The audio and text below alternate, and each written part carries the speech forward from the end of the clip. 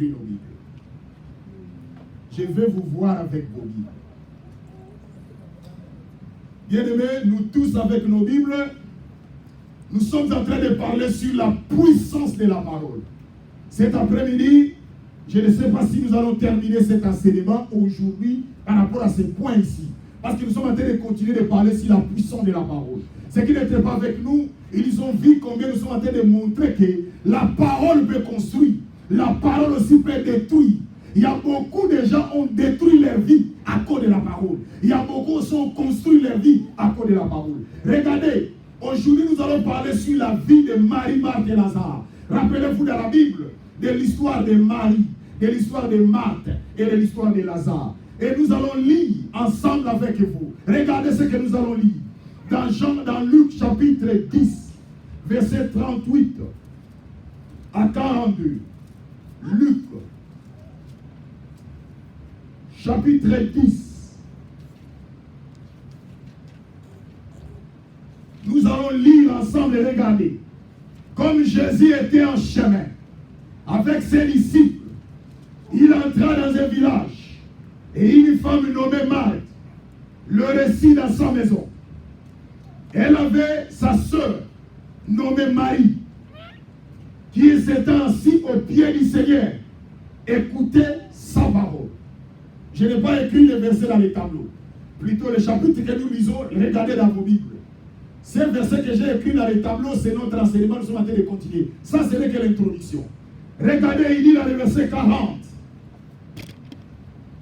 Marthe, occupée à divers soins domestiques, survint et dit, Seigneur, cela ne te fait-il rien que ma sœur me laisse seule pour servir?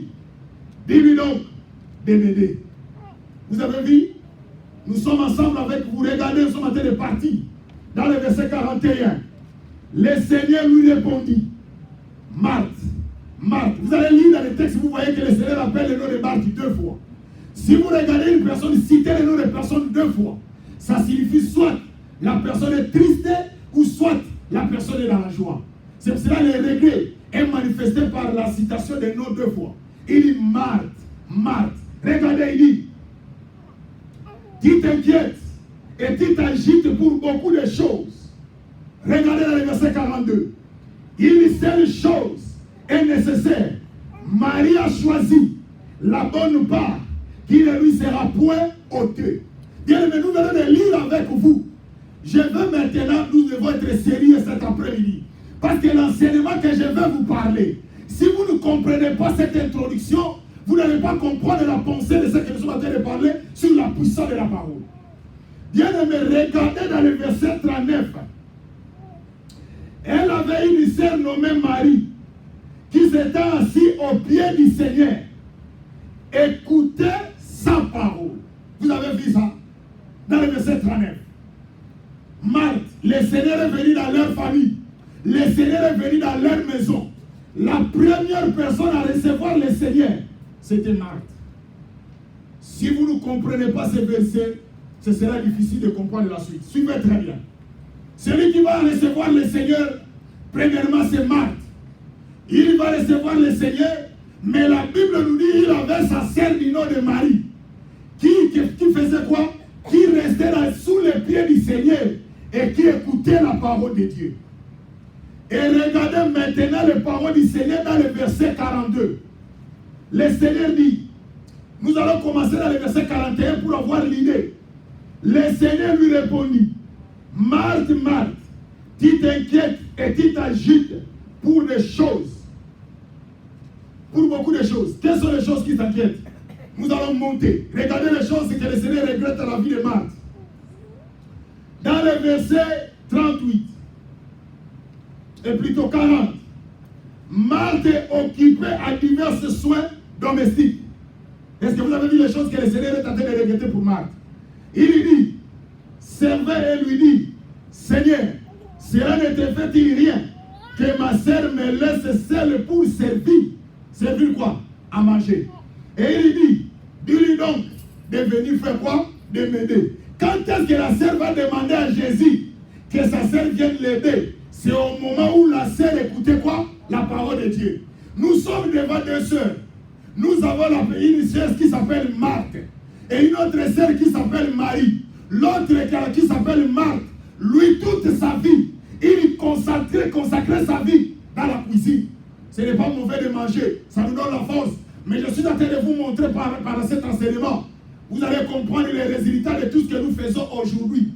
Je vous prêche chaque jour, peuple de Dieu. Ce que nous faisons dans la vie aujourd'hui, demain, nous allons payer le prix de tout ce que nous faisons. Que ce soit en bon, que ce soit en mal. C'est pour cela qu'il faut faire attention de ce que nous faisons. Et même nous disons, ton attitude déterminera ton attitude. Ce que tu seras demain, dépend d'aujourd'hui. Regardez, bien-aimés, je vais vous dire une chose. J'entre maintenant dans le judaïsme, dans la coutume juive, parce que la Bible que nous lisons est écrite dans 3 langues, en hébreu, araméen et puis grec.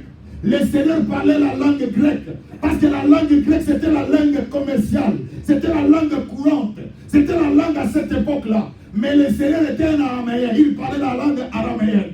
Mais ce qui est qu'il y a regardé, dans la coutume juive, Jésus, on le considérait comme un rabbin.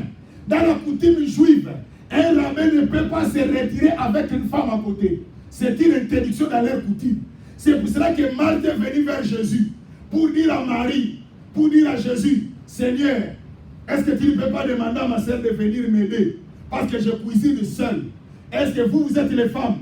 Est-ce que vous avez déjà vu une femme cuisiner 2 personnes, 3, à moins que ça soit une fête? Tu es capable de cuisiner seul. Ce n'était pas une bonne raison. La raison n'était pas fondée. Parce que nous voyons nos femmes cuisiner dans la cuisine seule du matin au soir. Personne ne les aide et ils terminent à cuisiner. Pour vous dire que la raison de Marthe n'était pas fondée. Mais la raison de Marthe était il y avait un soubassement qui était la coutume juive. Elle pensait que le Seigneur avait de quelque chose, était de mijoter avec sa sœur. Et vous allez voir que le même comportement se trouve dans Jean chapitre 4. Quand le Seigneur parlait avec la femme samaritaine, dans Jean chapitre 4, verset 27, nous allons lire ensemble avec vous parce que c'est la parole de Dieu. Jean chapitre 4, verset 27. Regardez le même comportement. Verset 27. Regardez, là-dessus, arrivèrent ses disciples, qui furent étonnés de ce qu'il parlait avec une femme. Toutefois, aucun ne dit, que demande-t-il ou de quoi parle-t-il avec elle? C'est-à-dire, le Seigneur avait envoyé ses disciples pour aller chercher de quoi manger. Le Seigneur savait, parce que la Bible dit qu'il était Dieu, il savait qu'il va rencontrer une femme. Il savait aussi dans leur coutume, ce n'était pas permis que celui qu'on appelle un rabbin, qu'il reste avec une femme à côté. C'est pour cela que le Seigneur a créé cette circonstance, en les envoyant tous ensemble, d'aller trouver à manger. Et regardez, quand ils vont revenir rentrer, ils vont trouver le Seigneur parler avec cette femme. La Bible dit qu'ils étaient étonnés. C'est la coutume juive. Et je vais vous parler, c'était juste une parenthèse. Regardez maintenant, nous rentrons dans notre enseignement. Dans Jean chapitre 11, je suis en train de parler sur la puissance de la parole. Jean chapitre 11. Nous allons lire ensemble avec vous. Jean chapitre 11. Vous pouvez aller lire à la maison du verset 1 jusqu'à 53. Mais nous ici, ce que nous allons parler, c'est seulement l'essentiel. Regardez ce que nous allons parler. Mais pour avoir une bonne leçon, une bonne attitude, une bonne lecture, nous allons commencer dans le verset 1 ensemble avec vous. La Bible dit qu'il y avait un homme malade, Lazare de Béthanie, village de Marie et de Marthe, sa sœur. C'était cette Marie qui unit le parfait le Seigneur et qui le suia les pieds avec ses cheveux.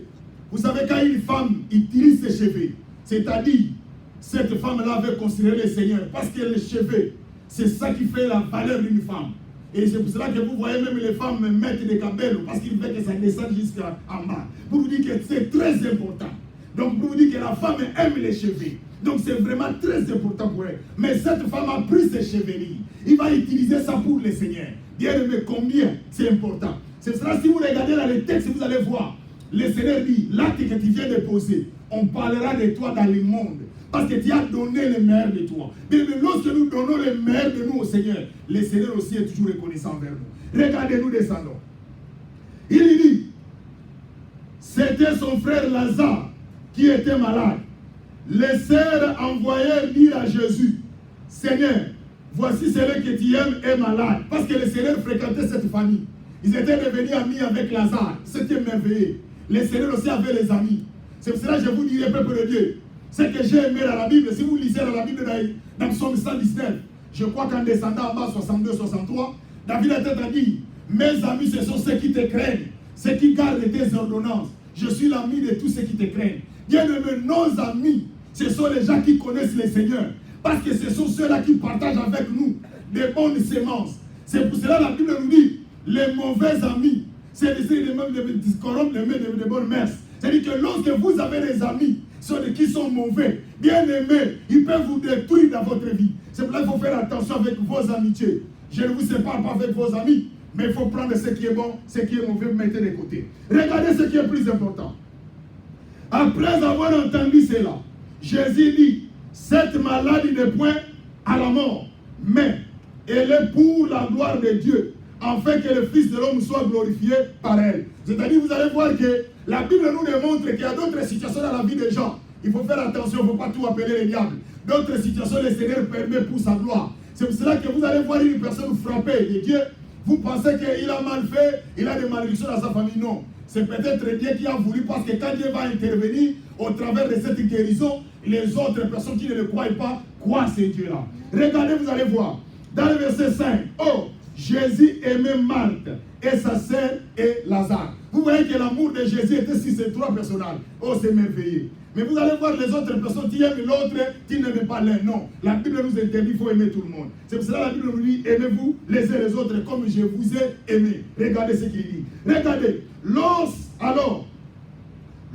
donc il y apprit que Lazare était malade, il resta 2 jours encore dans les lieux où il était. Quand le Seigneur a appris que Lazare était malade, il est resté là-bas. Au lieu d'aller prier pour Lazare qui soit guéri, ou soit ces gens-là pouvaient aller apporter, plutôt amener Lazare à l'hôpital, mais le Seigneur est resté là-bas pendant encore 2 jours. Et regardez dans le verset 7, il dit ensuite aux disciples, retournons en Judée. Les disciples lui disent, Rabbi, il appelle Rabbi, mon maître. Les Juifs tout récemment cherchaient à te lapider. Et tu retournes en Judée. Donc le Seigneur était prêt, il était cherché par les gens qui le cherchaient pour le faire du mal. Mais il dit, retournons là-bas. Bien aimé, pour la cause de Jésus, il ne faut pas avoir peur. Pour la cause de Jésus, bien aimé, il faut affronter même là où tu n'es pas capable d'affronter. Rappelez-vous, je vous ai parlé dans la Bible, que la Bible nous dit que l'occasion soit favorable ou pas. Nous devons annoncer l'évangile. Cela est écrit dans 2 Timothée chapitre 4, verset 1 à 7. Bien aimé, c'est ce qui est plus important. Regardez ce que la Bible nous dit. Jésus répondit, y a-t-il pas 12 heures au jour?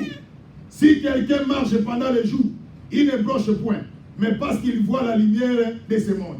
Mais si quelqu'un marche pendant la nuit, il broche, parce que la lumière n'est pas en lui. Donc le Seigneur parlait des choses par parabole. Après ces paroles, il leur dit, Lazare, notre ami, est mort.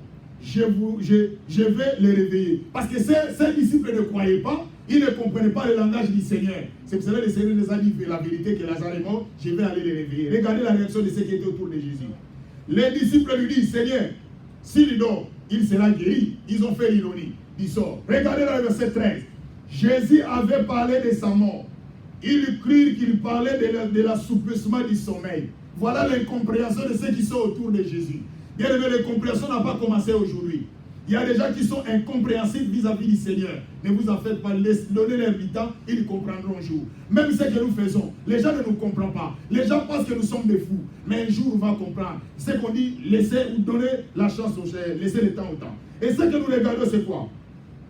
Alors Jésus leur dit ouvertement, Lazare est mort. Après cela, et à cause de vous, afin que vous croyez, je me réjouis de ce que je n'étais pas là, mais allons vers lui. Bien aimé, le Seigneur parle de ça. Sur quoi? Thomas, appelé Didyme, dit aux autres disciples, allons aussi, afin que nous mourons avec lui. Nous allons mourir avec lui. Il savait d'abord qu'ils vont partir là où les chercher. Il savait, il nous dit, allons ensemble, nous allons mourir avec Jésus. Bien aimé, quand vous suivez le Seigneur, il faut être prêt. Les gens ne veulent pas être prêts pour le Seigneur. Bien aimé, les gens veulent seulement que le Seigneur les bénisse. Ah Seigneur, j'ai besoin de mariage. Seigneur, j'ai besoin de voyage. Le Seigneur vous donne. Mais si ça devient maintenant prêt à mourir pour la cause de Jésus, vous commencez à fuir. Pour prêcher même Jésus ici à Ferme, pour parler de Jésus, vous ne voulez même pas que les gens qui sont avec vous sentent et voient que vous priez. Vous commencez même à fermer vos bouches. Quand les gens parlent même de Jésus, vous n'êtes pas capable de défendre le Seigneur. Bien aimé, moi je vous dis, moi je n'ai pas honte. Moi je démontre mon Jésus de partout. Je vis Jésus dans ma vie. C'est pour cela l'apôtre Paul a dit, si je vis, ce n'est plus moi qui vis, mais c'est Christ qui vit en moi. Bien aimé, notre vie est déjà clouée. Notre vie est déjà crucifiée en Jésus. Nous sommes là, si nous sommes en vie, c'est grâce à Jésus. Il ne faut pas avoir honte. Vous savez pourquoi vous avez honte? Parce que les gens savent comment vous vous comportez. Vous avez honte, mais moi je n'ai pas peur, je n'ai pas honte parce que je ne me reproche de rien. Tous les jours je me réveille, je sais où mettre mes pieds, où mettre mes mains, je contrôle ma vie et je demande au Seigneur chaque jour. Seigneur, j'ai besoin de tes orientations, j'ai besoin que tu m'orientes. C'est pour cela que je suis prêt de parler aux gens de Jésus. Si je ne parle pas dans ma bouche, même mes comportements devaient leur reprocher. Ma façon d'être, ma façon de parler, ma façon de voir les choses devaient leur parler de Jésus. Regardez bien aimé. C'est que je voulais vous dire. Je suis en train de parler sur la puissance de la parole. Lazare était malade. Lazare est mort. Il était l'ami de Jésus. Jésus l'aimait. Il aimait leur sœur. Il aimait aussi ses deux sœurs. Mais de quel amour ici la Bible parle? Parce que nous avons 3 sortes d'amour. Et même 4. Il y a l'amour brusque. Mais cet amour, les gens ne font pas allusion à ça. Nous avons l'amour agapé. Nous avons l'amour érotique. Nous avons l'amour philéo. L'amour philéo, c'est quoi? C'est l'amour entre frères et sœurs. L'amour érotique, c'est l'amour entre l'homme et la femme quand ils se marient. Et l'amour agapé, c'est quoi? C'est l'amour divin. C'est-à-dire, comme nous sommes dans l'église, nous nous aimons de l'amour divin. C'est-à-dire, j'aime ma soeur, j'aime mon frère. Mais ici, le Seigneur ne parle pas de l'amour, n'importe quel amour, il parle de l'amour agapé. C'est-à-dire, l'amour de Dieu. La Bible dit, il aimait ses soeurs et il aimait aussi Lazare. Regardez, peuple de Dieu. Ce qui est intéressant, je suis en train de vous parler de la puissance des paroles. Regardez, nous sommes arrivés. Dans le verset 21, Marthe, avant de venir au verset 21, nous voyons dans le verset 18. Et comme Béthanie était près de Jérusalem à 15 stades environ, beaucoup de Juifs étaient venus vers Marthe et Marie pour les consoler de la mort de leurs frères. Donc la consolation n'a pas commencé aujourd'hui. Voilà les gens qui étaient là pour consoler celui qui vient de perdre son frère. Mais maintenant même, je sais que tout ce que demande Dieu. Oh, pardon. Alors, lorsque Marthe a appris que Jésus arrivait, elle alla au-devant de lui, tandis que Marie se tenait assise à la maison. Je vais vous poser la question, l'église. Quand je vous ai donné le verset dans Luc chapitre 10, quand le Seigneur venait dans leur maison, qui était la première personne à recevoir le Seigneur? Marthe. C'était ça, non? Ici, vous regardez encore, le Seigneur va venir quand Lazare est mort. Qui est la première personne de recevoir Jésus? Marthe encore. Je suis en train de vous parler, ce sont des choses que vous devez retenir. Parce qu'il y a une signification en bas. Regardez la conversation. Lorsque Marthe apprit que Jésus arrivait, elle alla au-devant de lui, tandis que Marie se tenait assise à la maison. Marthe était où? À l'entrée de la ville.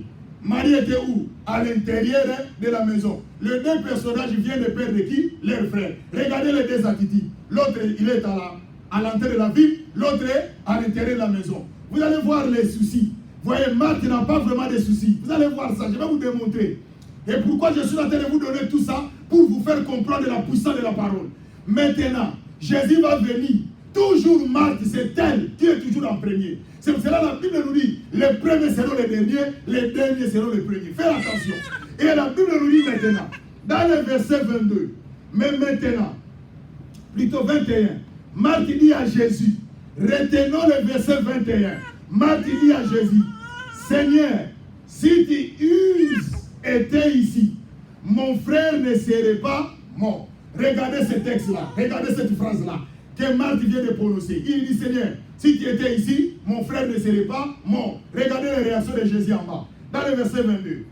Mais, maintenant même, là c'est Marthe qui est en train de continuer. Il dit, je sais que tout ce que tu demandes à Dieu, il parle de Jésus. Dieu te l'accordera.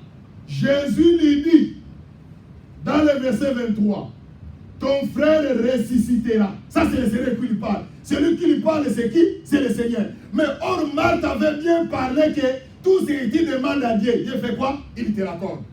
Les paroles de Marthe, c'était des paroles éphémères. Les paroles de Marthe, c'était des paroles qui n'étaient pas puissantes. Regardez, nous sommes en train de partir. Jésus, dans le verset 24, Marthe répond encore. Je sais, lui répondit Marthe, qu'il ressuscitera à la résurrection au dernier jour. De lui, le Seigneur parle du présent, lui il parle du futur. Donc, entre Jésus et Marthe, ils n'avaient pas le même contexte. C'est-à-dire, Marthe et Jésus, Marthe était en quadrature. Il n'était pas en quadrature avec le Seigneur. Il n'était pas dans la même diapason d'idées avec le Seigneur. Le Seigneur parle de la résurrection présente, mais Marthe parle de la résurrection future. Or, la résurrection future, c'est le retour du Christ. C'est l'eschatologie. C'est le retour, c'est l'enlèvement. Là, c'est une autre réalité. Parce que le Seigneur parle de la résurrection présente, mais Marthe parle du futur. Bien, mais faisons attention. Quand nous servons le Seigneur, nous devons savoir le Seigneur dans quel mouvement, le Seigneur dans quel temps. Il y a beaucoup d'enfants de Dieu. Ils sont en train de marcher avec le Seigneur à contre-courant. Le Seigneur est ici, mais vous, vous êtes là-bas. C'est pour cela qu'il y a toujours des confusions dans votre vie. Nous continuons. Il lui dit, Jésus lui répondit dans le verset 25, je suis la résurrection et la vie. Celui qui croit en moi vivra, même si quand même il serait mort. Le Seigneur commence à enseigner celui qui connaissait la résurrection. Dans le verset 26, et quiconque vit et croit en moi ne mourra jamais. Crois-tu cela? Il pose à Marthe la question. Crois-tu cela? Bien-aimé, regardez maintenant la réaction de Marthe dans le verset 27.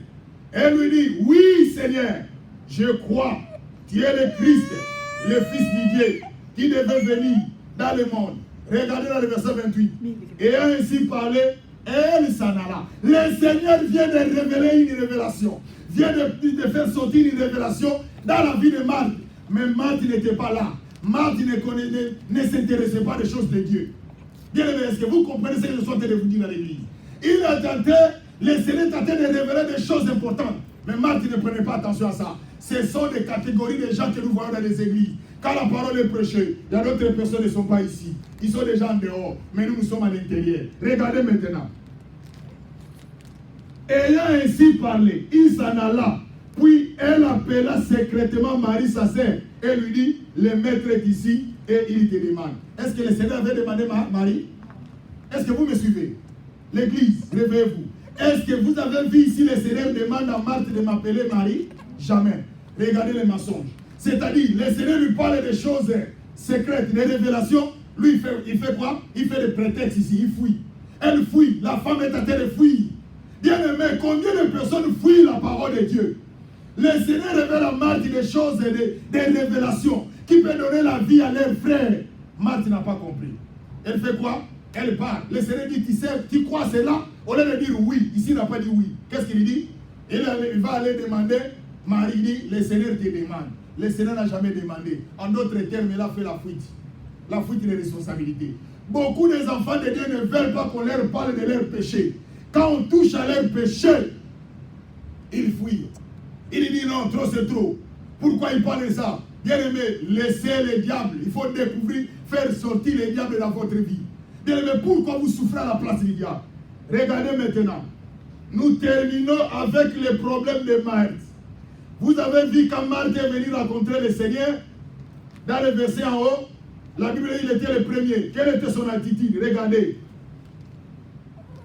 Lorsque Marthe, dans le verset 20, apprit que Jésus arrivait, elle alla au-devant de lui, tandis que Marie se tenait assise à la maison. Je vous ai montré l'attitude de Marie quand il vient rencontrer, de Marthe quand il vient rencontrer le Seigneur. Il était comment? Il était au devant du Seigneur, il était au devant. Quand il a vu le Seigneur, il est venu rencontrer le Seigneur au devant. Mais regardez maintenant l'attitude de Marie. Nous allons descendre maintenant. Bien aimé, je suis en train de vous parler sur la puissance de la parole. Dès que Marie, dans le verset 29, regardez, dès que Marie y entendit, elle se leva promptement et elle alla vers lui. Car Jésus n'était pas encore entré dans la ville, dans le village. Il était dans le lieu où Marthe l'avait rencontré. Vous avez vu, bien aimé, ce qui était plus important, c'était l'attitude de Marie. quand Marie a entendu parler de Jésus, il était assis dans sa maison, entouré avec les gens qui sont venus le consoler, il s'est levé complètement. C'est ce qui a fait que même ceux qui étaient autour de lui se sont levés tous ensemble. Il est allé vers le Seigneur. Si vous regardez, vous allez voir dans d'autres textes, il parle qu'il s'agenouille devant le Seigneur. Il fait le proskuneo, c'est-à-dire il a fait l'adoration. Il a vu le salut est entré. Bien aimé, je suis en train de vous parler de la puissance de la parole. Regardez, nous descendons. Je suis obligé de le faire. Dans le verset 31, les Juifs qui étaient avec Marie dans la maison, qui l'a consolé, les a vus s'élever complètement et sorti, les suivaient, disant, elle va au sépulcre pour y pleurer. Et ils pensaient que Marthe allait pleurer. Or, Marthe n'a pas allé pleurer, mais Marthe a vu le Seigneur. Parce qu'il savait cet homme-là, c'est lui la solution, c'est lui le salut. Regardez dans le verset 33. Jésus la voyait pleurer. Elle et les Juifs qui étaient venus avec elle frémit en son esprit et fit tout ému. Et regardez maintenant dans le verset 34. Elle lui dit, j'ai oublié un élément très important de la parole de Marthe, de Marie plutôt. Ok, nous allons trouver ça. Il dit, dans le verset 34, et il lui dit, où l'avons-nous mis? Seigneur, lui répondit-il, viens et vois. Jésus pleurait. Sur quoi les Juifs disent, voyez comme il aimait. Dans le verset 37, regardez. Et quelques-uns d'entre eux disent, lui qui ouvrait les yeux de l'aveugle, ne pouvait pas faire aussi cet homme, ne pouvait pas que cet homme ne mourût point. Jésus frémissa de nouveau en lui-même, s'est rendu au supplice. C'était une grosse et une pierre qui était placée. Parce que je crois que je devais trouver le verset de la parole de Marie. Je m'excuse, nous allons lire ensemble avec vous. Dans le verset 32. Nous allons lire, voilà, dans le verset 32. Lorsque Marie fut arrivée là où était Jésus, et qu'elle le vit, elle tomba. Nous avons oublié ça. Vous avez vu ça? Merci, que Dieu vous bénisse. Il dit, elle tomba à ses pieds. Et lui dit, Seigneur, si tu étais ici, mon frère ne serait pas mort. Vous regardez les paroles que Marie vient de prononcer, c'est les mêmes paroles que Marthe avait dit. Mais vous allez voir l'impact des paroles de Marie et l'impact des paroles de Marthe. La Bible nous dit, d'abord quand Marthe a vu Jésus, il ne tomba point. Mais Marie, quand il a vu le Seigneur dans sa vie, la Bible dit, il tomba. C'est-à-dire, il a vu le Seigneur dans sa vie, il s'agenouilla. C'est-à-dire, il a vu que le salut est venu. Et la Bible nous dit, dans le verset 35, Jésus plaira. Peuple de Dieu, écoutez, je suis en train de vous parler sur la puissance de la parole. J'étais obligé de vous donner tous ces détails pour comprendre la pensée de la Bible. Bien aimé, Marie a parlé, Marthe aussi a parlé, mais Jésus, quand Marthe avait dit que Seigneur, si tu étais ici, mon frère ne serait pas mort, Jésus n'a jamais pleuré. Mais quand Marie a parlé du Seigneur, que Seigneur, si tu étais ici, mon frère ne serait pas mort, la Bible dit le Seigneur a pleuré. Bien aimé, je vais vous dire une chose. Pourquoi les autres prient, Dieu répond. Mais les autres prient, mais Dieu ne répond pas. Ce n'est pas parce que Dieu ne vous aime pas, non. Mais c'est parce que l'impact de votre parole, la considération que vous avez envers votre Dieu, c'est ça qui fait le résultat de notre vie. Peuple de Dieu, je suis en train de vous parler de la puissance de la parole. Nous tous, nous prions. Mais je vais vous dire cet après-midi, faites attention de vos prières. Parce que vos prières ne dépendent de votre onction, de votre alliance avec Dieu. Comment vous êtes avec Dieu, votre relation avec votre Dieu, c'est ce qui fait l'onction de votre parole. Jésus est venu. La Bible dit, il a entendu Lazare est mort. La Bible dit, Jésus est venu. Marthe est venu en premier. Mais quand Marie était dans les genoux de Jésus, rappelez-vous, je vous ai donné ces versets. Que faisait Marie? Il écoutait la parole. Il était toujours avec le Seigneur. Mais quelle était l'attitude de Marthe? La cuisine. Et preuve année, je vais encore vous démontrer que Marthe aimait la cuisine. Regardez encore dans Jean chapitre 12. Regardez. Après la résurrection de Lazare. C'est bizarre, hein? Regardez dans Jean chapitre 12, verset 1. 6 jours après, 6 jours avant la Pâque, Jésus arriva à Béthanie, où était Lazare qui avait été ressuscité des morts. Là où il fit un souper, Marthe servait. Vous avez vu? Donc toujours Marthe la cuisine. Marthe, sa vie, la cuisine. Bien aimé, je ne suis pas contre, mais je suis en train de vous montrer la puissance. Toi, dans ta vie, tu ne pries pas. Toi, dans ta vie, tu ne gênes pas. Toi, dans ta vie, tu n'as pas de sacrifice. Tu ne lis pas la parole de Dieu, mais tu veux la puissance. Devant des situations difficiles qui arrivent dans votre vie, vous commencez à vous poser la question, où est le Dieu? Eh, où est ce Dieu-là? Ah, c'est Dieu-là que je suis en train d'évoquer. Bien aimé, c'est ce que nous faisons aujourd'hui. Nos alliances. Je me rappelle encore, bien aimé, il fut un moment, nous on se rendait dans la prière, dans la présence du Seigneur, pour aller chercher la face de Dieu, pour aller prier, pendant que les autres mangent, pendant que les autres festoient, pendant que les autres font ce qu'ils peuvent faire. Mais nous avons donné notre vie au Seigneur. Et aujourd'hui, quand le Seigneur fait des choses dans notre vie, peut-être vous posez la question. Je vais vous enseigner peut-être la puissance de la parole. Pourquoi le diable est si puissant dans votre vie? Parce que votre considération. Nous voyons des soeurs ici. L'autre, lui, c'est toujours la cuisine. Je ne refuse pas de manger. Mais elle ne donnait pas la place à la parole de Dieu. Quand le Seigneur commence à lui parler des choses de Dieu, et elle cherche le prétexte pour dire que Marthe, le Seigneur te demande. Le Seigneur n'a jamais demandé Marie, mais il vient de mentir. Pourquoi? Pour éviter la parole de Dieu. Elle évitait. Mais si ça vient pour cuisiner, elle est là. Si ça vient pour la nourriture, elle est là. C'est pour cela que vous voyez même ici dans cette ville, lorsqu'on parle de la parole de Dieu, lorsqu'il y a un concert pour Jésus, lorsqu'il y a une croisade, lorsqu'il y a une activité de Dieu, tout le monde prend fuite. Mais lorsqu'il y a une fête, l'anniversaire, je ne suis pas contre. Et lorsqu'il y a une fête, le mariage, je ne suis pas contre. Tout le monde vient là-bas. Pourquoi? Parce que maintenant, ils vont chauffer les gens. Vous allez sentir à quel point je me chauffe. Là, maintenant, tout le monde va chauffer. Bien aimé, je vous dis, vous êtes en train de vous chauffer entre vous. Vous êtes en train de passer votre temps pour utile. Qui va chauffer qui? Parce que quand tu as mis tes souliers là qui te fait mal, ce n'est pas moi qui te fait mal, mais c'est toi-même. Qui est en train de s'échauffer? C'est toi-même. Quand tu as mis ta costume là qui est là serré là, et c'est moi qui ai mis ça, et c'est toi-même. Bien aimé, je vais vous dire une chose. Il devait savoir que la puissance de la parole. Marthe a parlé pour la résurrection de Lazare. Lazare était mort. Il fallait que Lazare revienne à la vie. Mais la vie de Lazare dépendait des paroles de leur sœur. Je vais dire à quelqu'un, la vie de ta famille dépend de la puissance qui est en toi. Les salut de tes frères dépend de la puissance de Dieu qui est en toi. Faisons attention. Parce que le décès, l'autre a laissé son frère dans le tombeau, mais l'autre a sauvé la vie de ses frères. Marthe est toujours la cuisine. Mais elle ne savait pas que son frère va mourir. Son frère est mort. Le Seigneur est venu, le salut est là. Mais Jésus n'a pas pleuré quand Marthe parlait. Marthe parlait, le Seigneur n'a pas pleuré. Marthe dit, si tu étais ici, mon frère ne serait pas mort. Lui, pour lui, c'est que c'était la joie. Les gens sont venus nombreux, ils voient Marthe, tout le monde dit Marthe.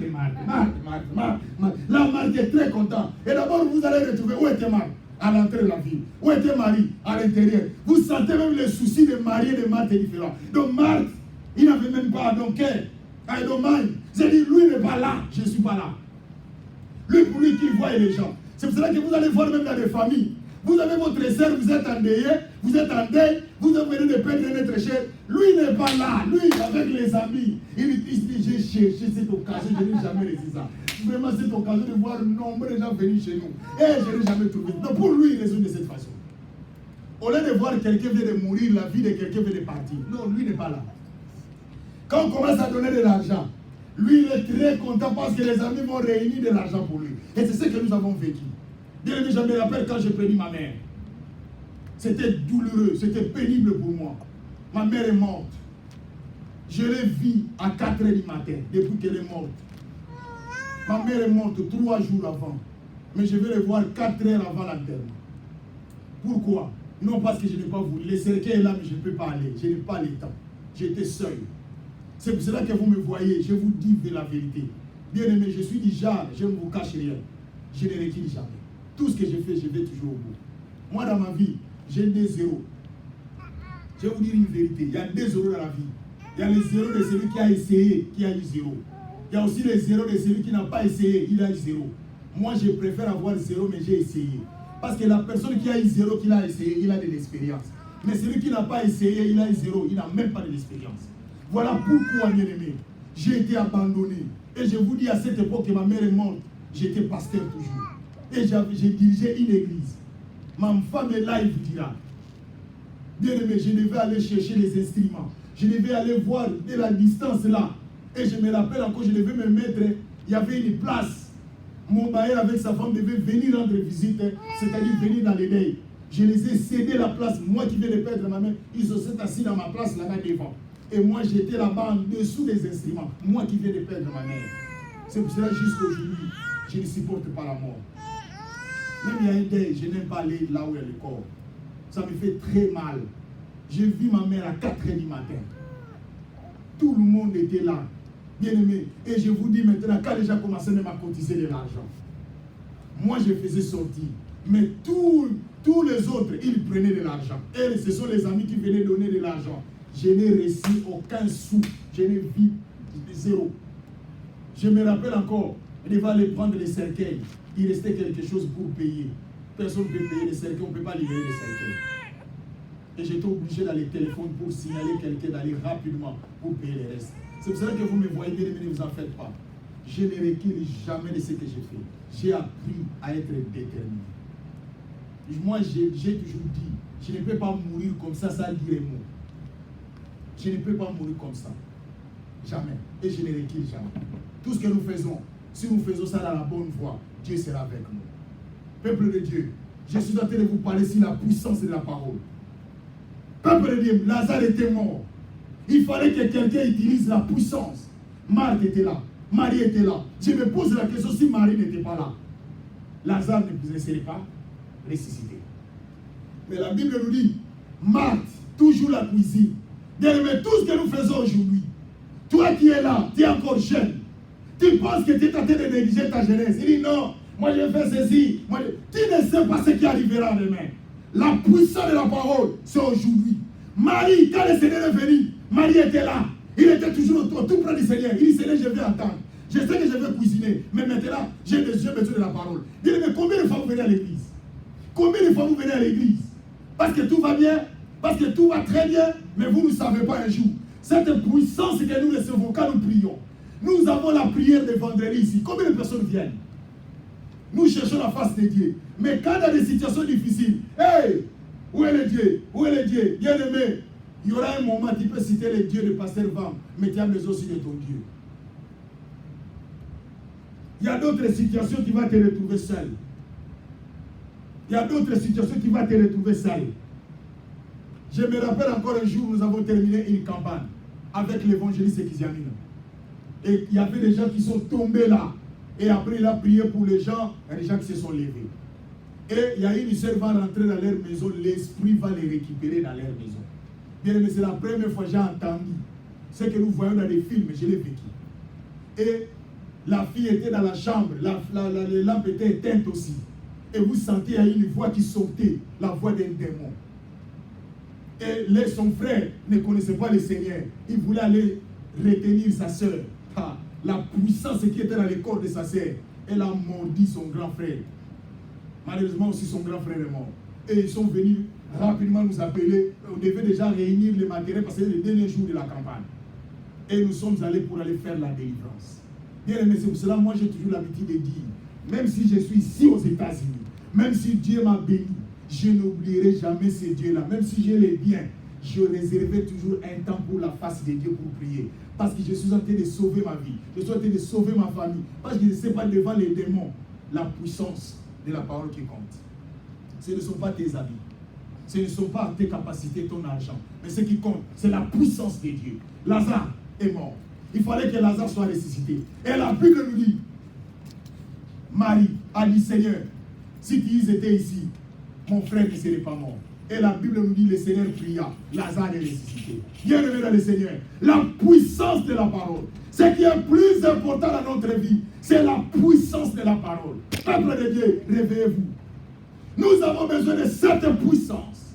Nous avons besoin de cette puissance de Dieu. Ne soyez pas comme Lazare, comme Marthe, mais soyons comme Marie, qui restait dans les pieds du Seigneur pour écouter la parole. Parce qu'il savait, un jour, elle aura toujours besoin de cette parole. Peuple de Dieu, voilà ce que je peux vous dire cet après-midi. La puissance de la parole. Marthe a parlé, Marie aussi a parlé. Mais ce qui a fait pleurer Jésus, c'est les paroles de Marie. Pourquoi? Marie restait dans les pieds du Seigneur. Rappelez-vous quand Jésus a parlé à Marc. Il dit, Marc, tu t'inquiètes pour des choses qui sont inutiles. Mais ta soeur a choisi une part qui ne lui sera pas ôtée. Bien-aimé, aujourd'hui tu peux manger, mais demain tu auras toujours faim. Mais la parole de Dieu qui est en toi, un jour, personne ne notera cette parole. Personne ne va prendre la puissance qui est en toi. Devant des situations difficiles, cette puissance est là. Cette puissance va t'accompagner. Cette puissance va te donner la solution. Nous allons fermer nos yeux et nous allons prier. Peuple de Dieu, tu vas prier le Seigneur dans ta vie. Dis au Seigneur, Seigneur, je ne veux pas être Marthe, mais je vais être comme Marie. Je vais rester dans tes pieds, Seigneur, pour écouter la parole, pour avoir la puissance. Parce qu'un jour, j'aurai besoin de cette puissance. Devant des situations difficiles, devant des maladies, devant des problèmes, devant des difficultés, j'aurai besoin de cette puissance dans le nom de Jésus-Christ, le Seigneur.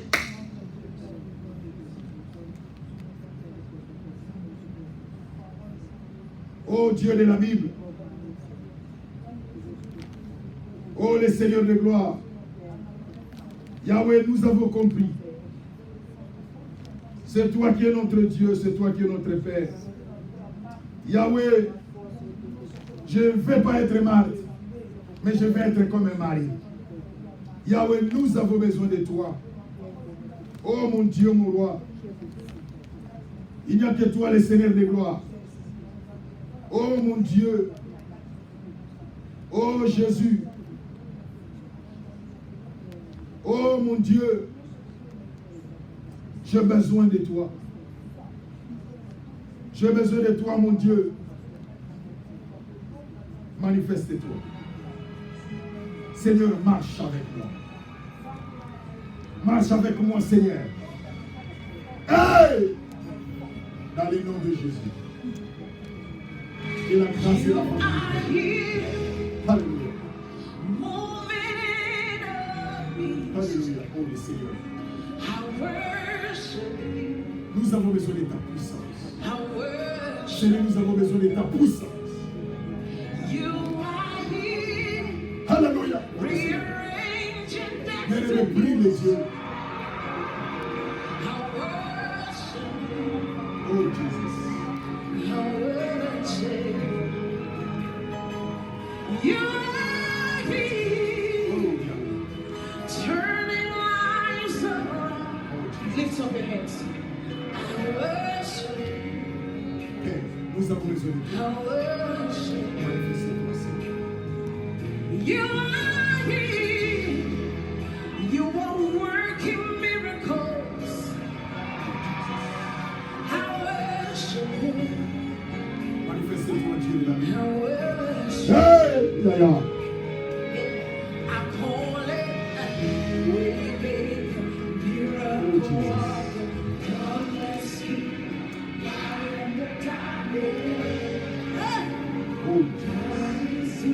Seigneur, nous avons besoin de toi. Viens me demander, Seigneur, de te remplir. Demande, Seigneur, de te revêtir de sa puissance.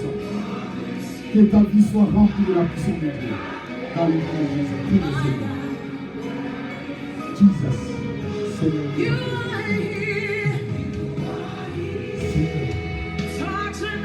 Jesus. Yahweh, nous avons besoin de toi, Seigneur. Yahweh, nous allons pousser à Dieu dans le nom de Jesus. Oh, Jesus. Oh, Seigneur.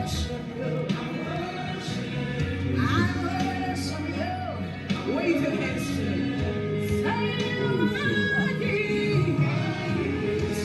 Il est pour toi le Seigneur.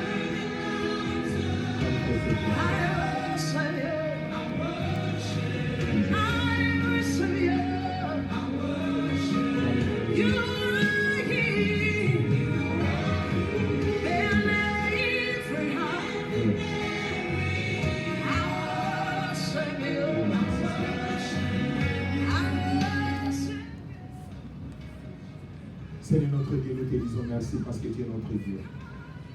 Que la grâce et la faveur du Seigneur nous accompagnent. Dans le nom de Jésus, nous t'avons ainsi prié. Merci Seigneur Jésus-Christ. Amen. Nous acclamons très fort pour notre Seigneur.